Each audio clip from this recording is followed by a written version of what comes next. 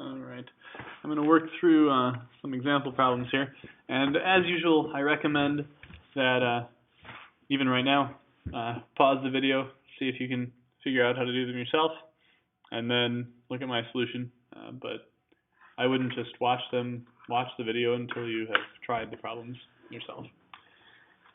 So, we got a mass on a spring, displaced 2.5 centimeters from equilibrium, and released at t equals 0 seconds.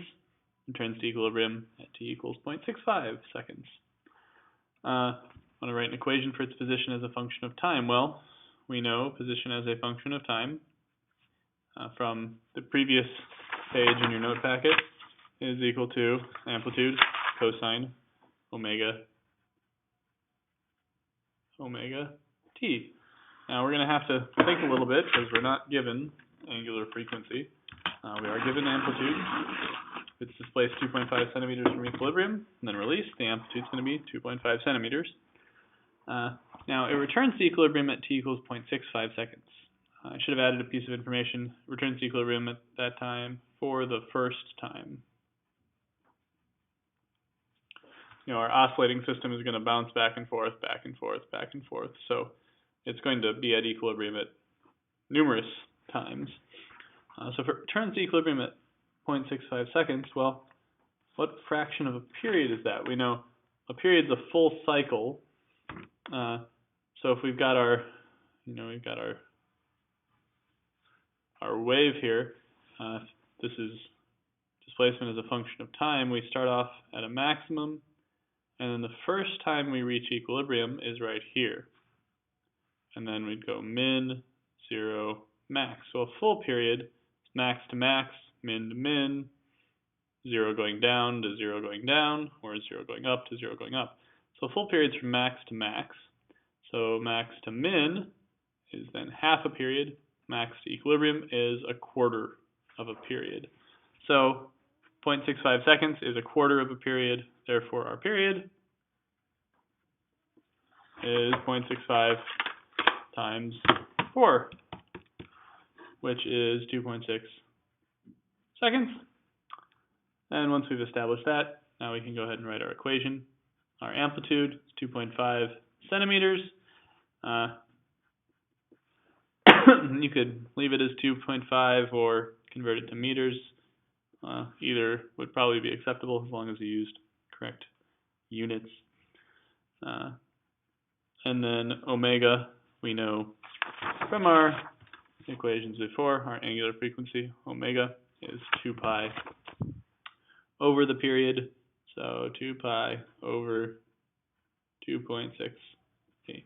And I would actually prefer that you leave your answer like that, rather than, you could get a decimal approximation for this, but leaving it like that is just fine.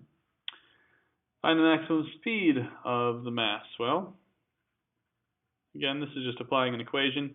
If we look back at our previous page again, velocity as a function of time is minus a omega sine omega t, so the maximum velocity is just a omega. So amplitude we know is 0.025 seconds, and omega 2 pi over period. We don't have the function in there, so this I would go ahead and get a value for a decimal value, and punch that into the calculator.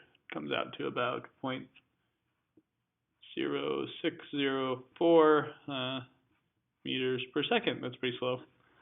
I guess the spring is not very springy. Acceleration at t equals 1.5 seconds. Looking back in our packet, we have this equation for acceleration. So acceleration of 1.5 minus a 0.025 times omega squared, omega squared, times cosine of omega, again, 2 pi over 2.6, times t, which is 1.5. Something that I may not have mentioned before is that for these equations to be valid, we are always in radians. We are not in degrees, so you do need to be in radian mode on your calculator to do calculations with simple harmonic motion. 0.025, 2 pi over 2.6 squared, cosine 2 pi 1.5 over 2.6, punch that all in, and we get the acceleration about 1.29 meters per second squared. Now, how much distance does the mass travel? Now, this is trickier than it might appear, because it asks for how much distance. Displacement is easy. Displacement from 0 to 1.45 seconds, well, the displacement at t equals 1.45 seconds, we just plug in 1.45. 0.025 cosine 2 pi over 2.6 times 1.45. Just plug in the time, the 1.45, to the equation we got in part A. That gets you displacement. But distance traveled is a little bit trickier. So our displacement is negative 0.023 something. I'll store that. Now, that means that on our cosine graph, we are negative 0.023 below the x-axis. But say we were there the first time. Well, then how much distance have we traveled? Well, from here to here, we've traveled a distance of the amplitude, and then it would be the amplitude plus 0.023 would be how far we've gone. But we could also be there after we've gone down and then started coming back up. We could wind up at negative 0.023, or we could go a full cycle and then down to negative 0.023. We don't know. But what we do know is that in a fourth of a period, well, we don't know that yet, but what we do know is that in a fourth of a period, we go from max to 0. Another fourth of a period, we go to min. Another fourth, we go to 0, to max. And every quarter of a period, we're at a max, a min, or a 0. So what we need to figure out is how many periods is 1.45 seconds. So 1.45 seconds, our period is 2.6 seconds. So what fraction of a period is that? It's 0.557, whatever, periods. So this is 1/2 period and plus some. It's half a period plus a little bit more. So a half period, we started at max. Half period means we go down to a min. So in that amount of time, we go amplitude, amplitude. So our distance traveled is 2 amplitudes plus some more, whatever the distance is from here to here. We know we wind up at negative 0.023. At our minimum, we're going to be negative an amplitude away from equilibrium, which is 0.025. So then the distance from here to here is going to be 0.025 minus this value we had, 0.023 whatever. That's a little bit confusing. So if that's confusing to you, we'll talk about it when I do see you in class. So I've got 2 times 0.025 plus 0.025 minus x. So our total distance traveled, probably should have left more space here. Oh well. 0.098 about meters. All right, so to find the distance traveled, you need to figure out how many quarter periods you've gone through. In this case, 0.55. That's bigger than 0.5, less than 0.75. So it's more than a half period, but less than 3/4. Take that, however many quarter periods have happened, multiply that by the amplitude, and then add on some more, which you have to think about a little bit. So in a full period, we would go from max to max, so the distance traveled would be 1 amplitude, 2 amplitude, 3 amplitude, 4 amplitude. In one period, you go a distance of 4 amplitudes. Here's another example. Apple in water bobs up and down, simple harmonic motion, period of 1.1 seconds. T equals 0 seconds, it's at maximum height. T equals 1 second. Apple is at y, or T equals, 0.13 seconds. The apple is at y equals 0.35 centimeters for the first time. What is the amplitude of oscillation? Well, we're not given an amplitude, but we do have our formula for position as a function of time, A cosine omega t. We know that at t equals 0.13 seconds, we're at 0.35 centimeters.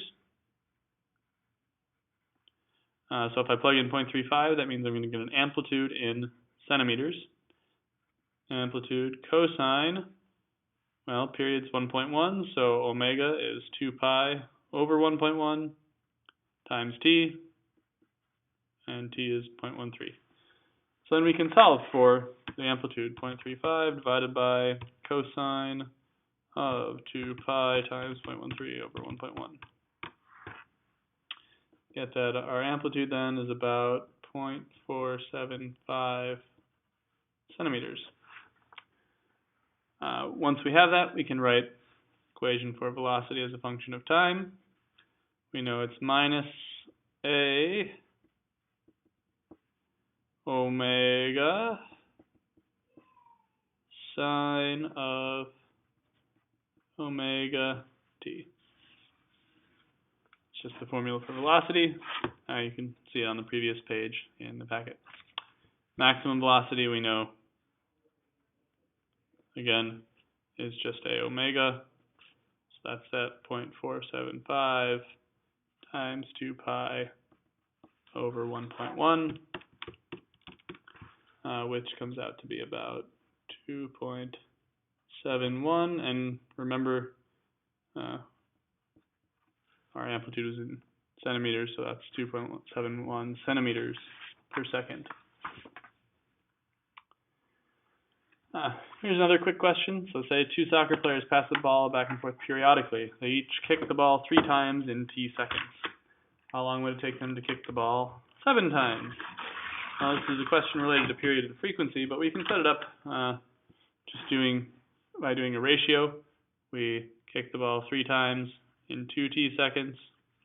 We want to kick the ball 7 times in how many seconds?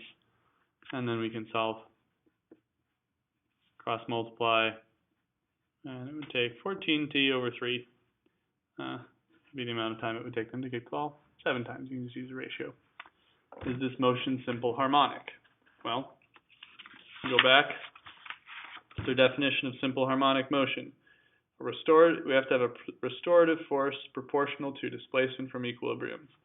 It means that the position time graph is sinusoidal.